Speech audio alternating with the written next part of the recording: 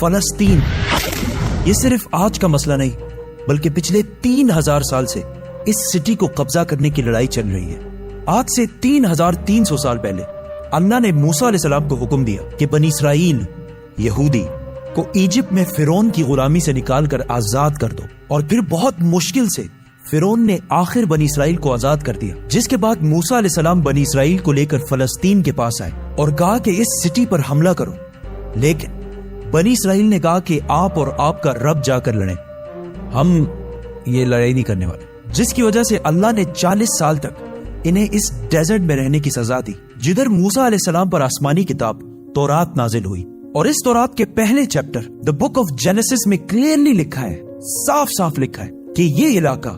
فلسطین اللہ نے صرف اور صرف ابراہیم علیہ السلام کی اولاد کے لیے رکھا ہے، جس کی وجہ سے آج تک یہ جتنی لڑائیاں چل رہی ہیں یہ اس لیے ہے کیونکہ یہودی یہ کلیم کرتے ہیں کہ تورات کی اس آیت کے مطابق جروسلم اور فلسطین پر صرف اور صرف بنی اسرائیل کا حق ہے، کیونکہ بنی اسرائیل ابراہیم علیہ السلام کی اولاد اسحاق علیہ السلام کی اولاد میں سے ہے، اینڈ اٹ میک سینس، تب تو ان کو ملنا چاہیے۔ لیکن تورات میں لکھا ہے کہ یہ علاقہ ابراہیم علیہ السلام کی اولاد کے لیے، صرف اسحاق علیہ السلام کی اولاد کے لیے نہیں۔ ابراہیم علیہ السلام کے ایک نہیں بلکہ 2 بیٹے تھے، اسحاق اور اسماعیل۔ اسحاق علیہ السلام was the father of بنی اسرائیل، بٹ اسماعیل علیہ السلام کو عربوں کا فادر سمجھا جاتا ہے، اور یہ بات صرف ہم نہیں، ایون یہودی بھی اس بات کو مانتے ہیں۔ تو انہی کی کتاب تورات کے مطابق فلسطین پر صرف اسحاق علیہ السلام کی اولاد کا حق نہیں ہے بلکہ اسماعیل علیہ السلام کی اولاد عربوں کا بھی حق ہے۔ موسیٰ علیہ السلام کے ساتھ 40 سال ڈیزرٹ میں رہنے کے بعد آخر بنی اسرائیل نے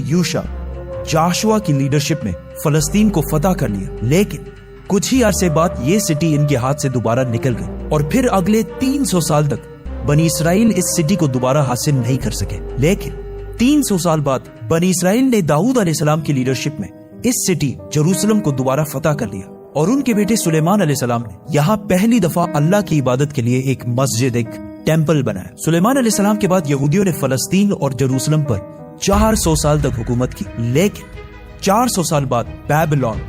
عراق میں ایک بہت ہی طاقتور امپائر بن چکی تھی، جس کے بادشاہ بخت نصر نے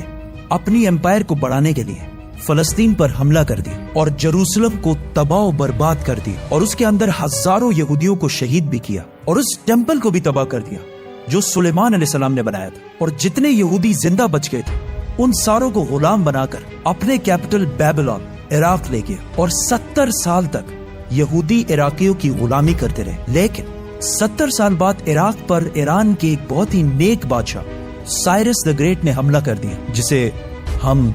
ذوالقرنین کے نام سے جانتے ہیں۔ سائرس دا گریٹ نے عراق کی اس حکومت کو فتح کر لیا، اور یہاں جتنے بھی یہودی تھے ان ساروں کو واپس فلسطین بھیجا، اور انہیں فنڈز بھی دیے کہ واپس جا کر سلیمان علیہ السلام کے ٹیمپل کو دوبارہ بنا جو اس سے پہلے تباہ کر دیا گیا تھا۔ جس کے بعد یہودیوں نے پھر فلسطین پر 400 سال تک حکومت کی، لیکن پھر ان پر ایک ایسی حکومت نے حملہ کیا جس نے سارے یہودیوں کو یہاں سے 600 سال تک باہر نکال دیا، The Great Roman Empire، اور بنی اسرائیل پر اتنا ظلم کیا جو اس سے پہلے کسی نے بھی نہیں کیا تھا۔ یہودیوں نے رومن امپائر سے لڑنے کی بھی کوشش کی، لیکن رومن امپائر نے ہزاروں یہودیوں کو قتل کیا، اور حالات اتنے خراب ہوئے کہ یہودی رومن امپائر سے چھپ کر غاروں میں رہنے لگے، اور رومن امپائر نے بیت المقدس، جسے پہلے سلیمان علیہ السلام اور پھر ذوالقرنین نے بنایا تھا، دوبارہ تباہ و برباد کر دیا، اور اس کے بعد یہ ٹیمپل آج تک دوبارہ نہیں بن سکا۔ رومن امپائر نے فلسطین اور جروسلم پر 600 سال تک حکومت کی، لیکن 600 سال بعد رومن امپائر نے ایک ایسی غلطی کی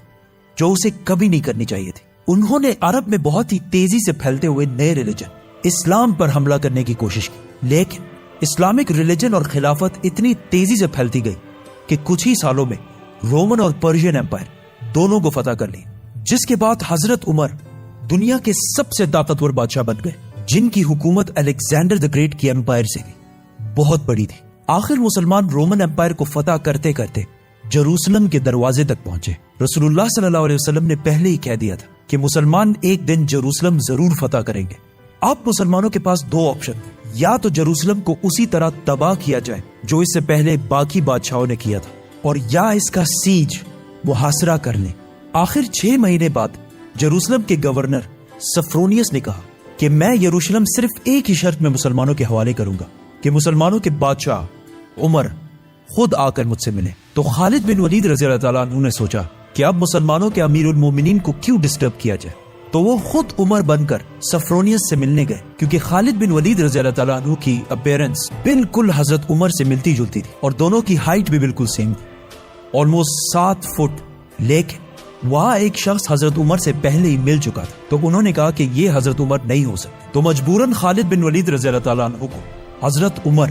اس وقت دنیا کے سب سے طاقتور بادشاہ، کو جیروسلم بلانا پڑا۔ سفرونیس فل لگژری گولڈ اور سلور پہن کر بالکل تیار ہو گیا، کیونکہ اتنے بڑے بادشاہ ان سے ملنے آ رہے تھے۔ لیکن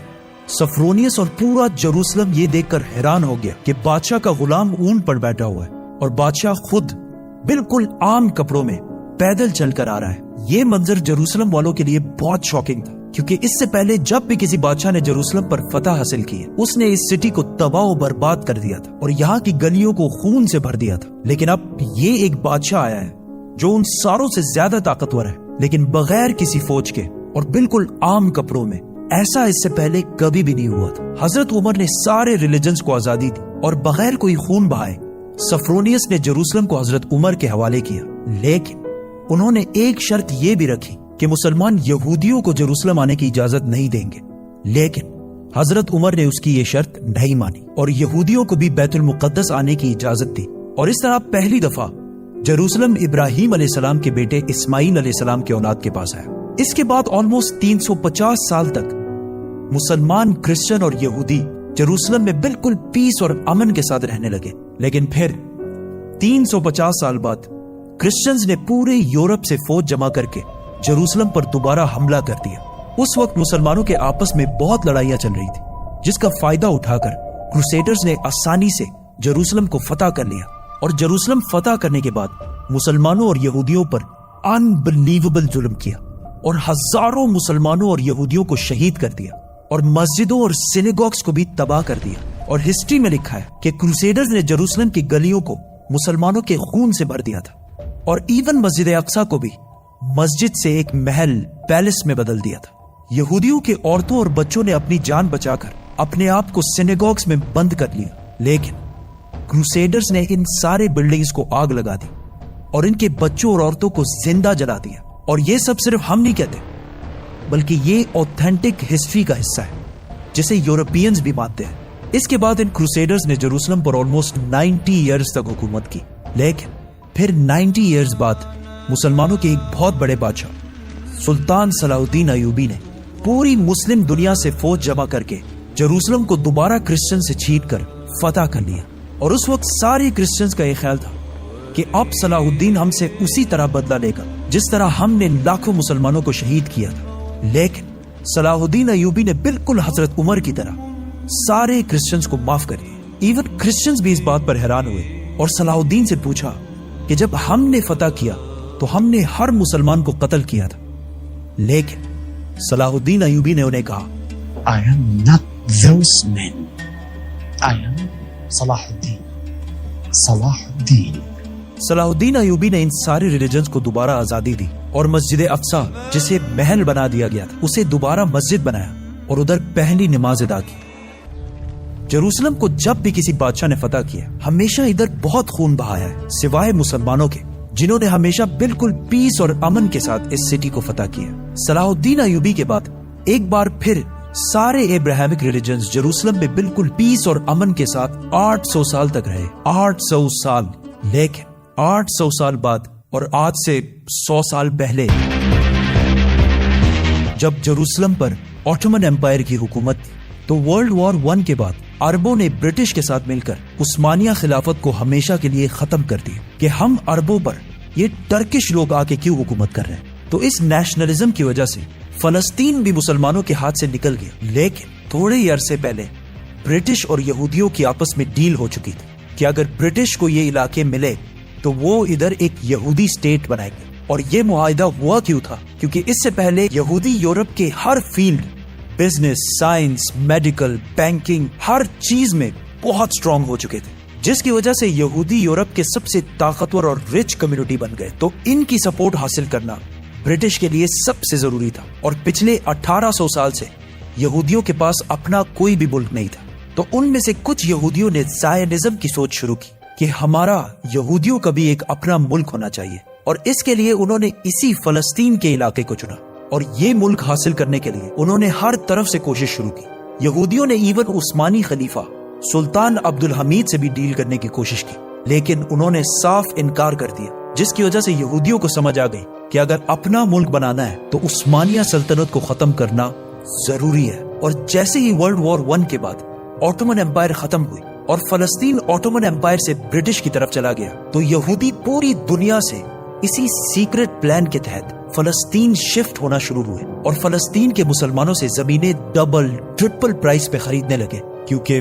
پیسہ تو ان کے پاس بہت تھا. برٹش امپائر نے بھی بیلفور ڈیکلریشن میں یہودیوں کے ایک الگ سٹیٹ ہونے کو سپورٹ کیا تاکہ ورلڈ وارز میں یہودیوں کا سپورٹ اور پیسے دونوں حاصل کر سکیں. اور اسپیشلی ورلڈ وار 2 کے بعد یورپ میں ہٹلر کے یہودیوں پر ظلم کے بعد یہودی اور بھی زیادہ پوری دنیا سے فلسطین میں جمع ہونے لگے اور فلسطین میں آہستہ آہستہ لڑائیاں بڑھنے لگی، جس کی وجہ سے UN نے ایک فیصلہ سنایا کہ فلسطین کو 3 حصوں میں ڈیوائیڈ کیا جائے گا. ایک حصہ فلسطین،